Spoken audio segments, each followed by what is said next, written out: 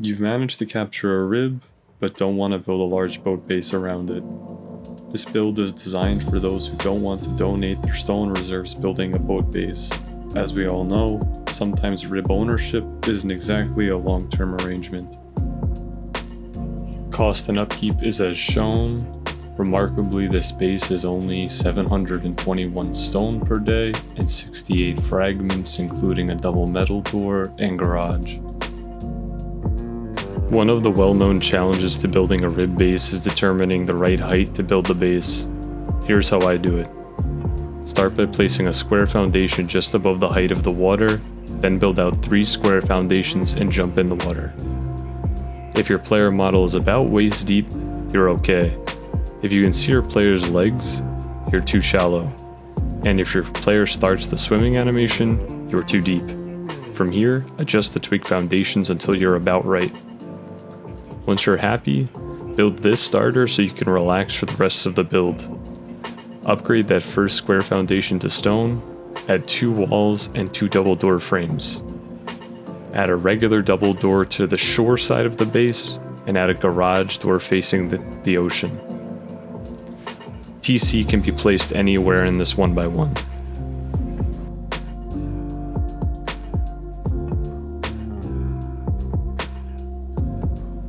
Next, add triangles off of one side of the twig foundations as shown. You can upgrade these triangles to stone and add walls to the inside. Optionally, you can remove one of these twig triangles as it won't impact the stability of the walls. But if someone soft-sides triangles, these walls will not stay standing. Since I'm not concerned about people soft-siding this RHIB base, I remove one of the triangles. Move back to the first twig foundation and off the other side place 3 more twig squares. Keep the furthest square, but break all the twig foundations leading up to it and build back with triangles as shown, mirroring the other side. We now have a gap that will allow the RHIB to fit perfectly. This gap is not connected to the main TC, so we have 2 options. We could build an external TC for this, but that would bring up the total cost and upkeep of the base. Instead, we'll do some magic to connect the gap back to the original TC.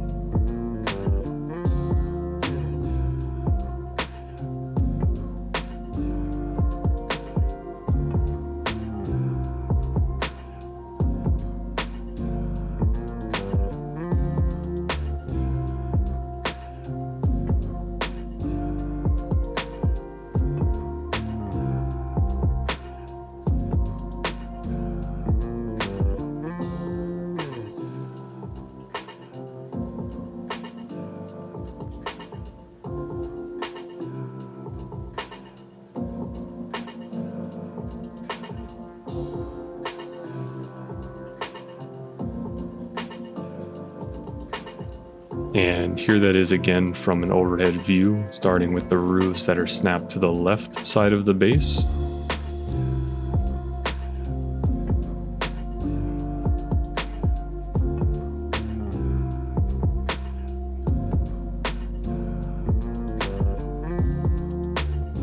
If placed exactly in this order, you should have enough stability to connect all of these frames.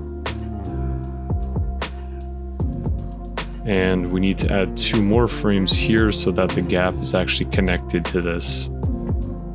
The tips of triangles don't transmit the building privilege.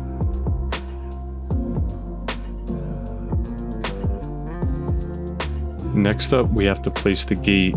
Notice how I don't have the 3rd roof placed yet. This is intentional. If you do place that roof, you won't be able to place the gate close enough to keep players from jumping in.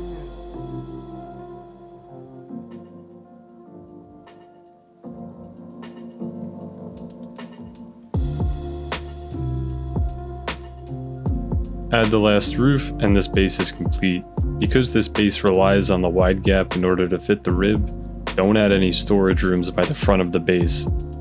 If you want, you can always add more rooms towards the shore side of the base, but the goal of this design was the cheapest RHIB base possible that still technically has a roof over the RHIB.